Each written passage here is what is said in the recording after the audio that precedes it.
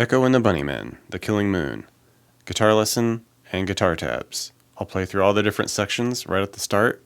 After that, I'll go back through, explain it all in some more detail. Before we get into the video, please hit the subscription button. It gives me a really clear signal that you enjoy these types of videos and I should do more of them. And with no further wait, let's get on into the lesson.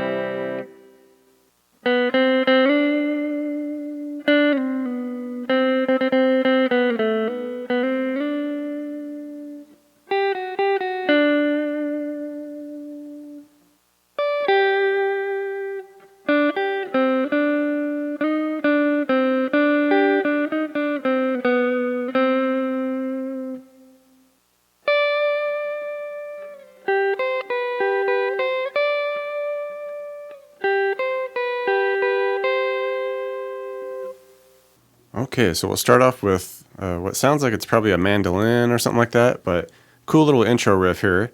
And it's just this little bit in this area where we'll start at 9 on the D, hit that, we drop down, hit 7G, and then slide the 9G to 10. Drop down, and we do a hammer on 7 to 9 on the high E, and then just come up and hit a few 7s on the G. And repeat that bit twice. The chords for the intro, just a B minor to a G. Verse chords here, just a loose shuffle strum here with the E minor. And the couple strums just before we're done with it, just lift off the D to keep it open. It makes it E minor 7. Just a subtle little thing in there. we just shift to a C. And the same thing with that. At the last couple beats there, we just lift off of the D to make it an open. This will make it a C add 9.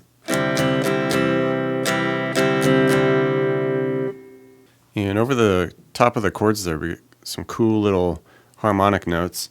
It basically just goes from a D to an E note, and I think it sounds pretty nice just hitting it harmonic on the 5th of the D here, and then just coming up and hitting the 12 on the high E.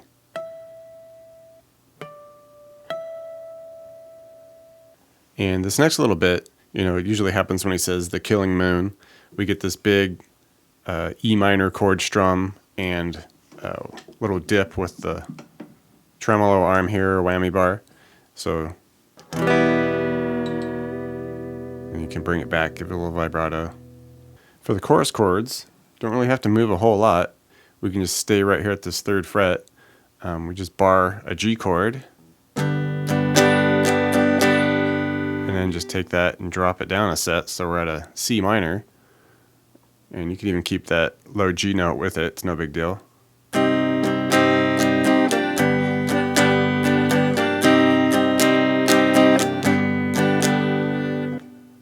Over the top of the chorus chords, we get these really high muted, plucked strings up here. And we're just going to be at the 15th fret here on the B and the E. And like I said, just kind of palm mute a little bit so you get a real plucky tone here. All right, almost sounds like a string orchestra thing or something like that, but just chilling there, and it's a real quick B to E. All right. And then we just hang on that E once more, hit the B15, E15, and then we just walk up the 15B to 16, and then just essentially strum it the same way, but with the 16 on the B and the 15E, and then just walk it back 16 to B, and just repeat it just like that.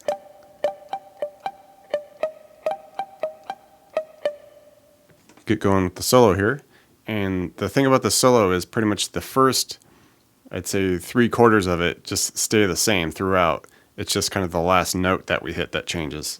So we're going to be using this open B string a lot, and we're just going to walk up the G string. Starts at 4 on the G. All right, and we're just alternating like that. We're hitting the G, then to open B, and then again. Okay, so we start at the 4 to open B, come up to 7 to open B, 9 to open B, 11, and at this point we just do single string. We go 12, 14, back to 12, 11.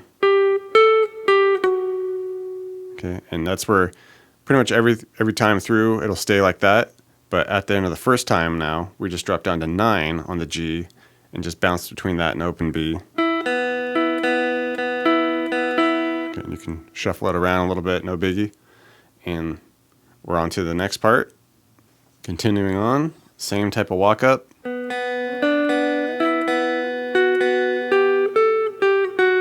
Okay, and at the end of this one, we ended at 12. We just come right back to the 12 after 11. Third part of the solo, same walk up. All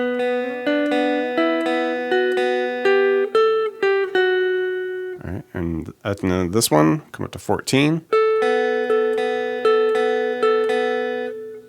Last time through.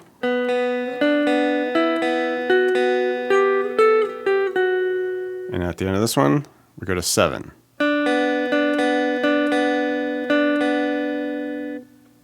If you want to do some chords over the solo, we just do a B minor.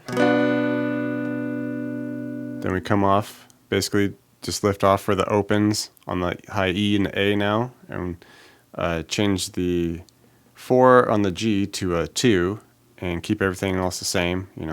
4 on the D, 3 on the B. It gives us an A suspended 2/4 there.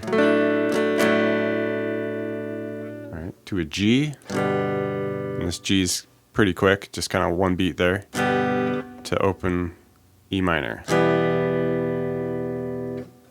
All right, and the last progression of the solo there, everything stays the same. B minor to our A sus. And then we hit the G. But at the end of this one, we just come off and hit a D suspended. and we get back into the post solo verse, and the overall chords stay the same as usual. You know, our E minor to C, but there's a second guitar that's kind of coming off of the solo, and it's doing a little. Okay, the 3 open on the B, 2 on the G, and then we hit a 2 on the D.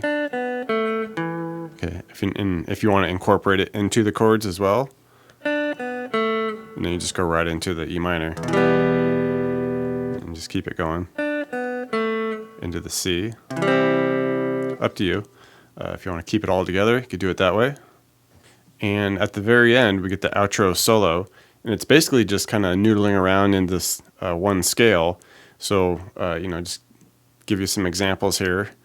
Basically, we're just hitting on the G string a 4, 5, 7. Okay, just playing around with these notes. It's keep it kind of arbitrary. You can drop down to 2, bump it up to 8. All right, it's real improv-y, loose feel. And then you can jump up to the B string here and play around with like 8 to 7. All right. And then up to the high E, you can hit some 10, 8, 7.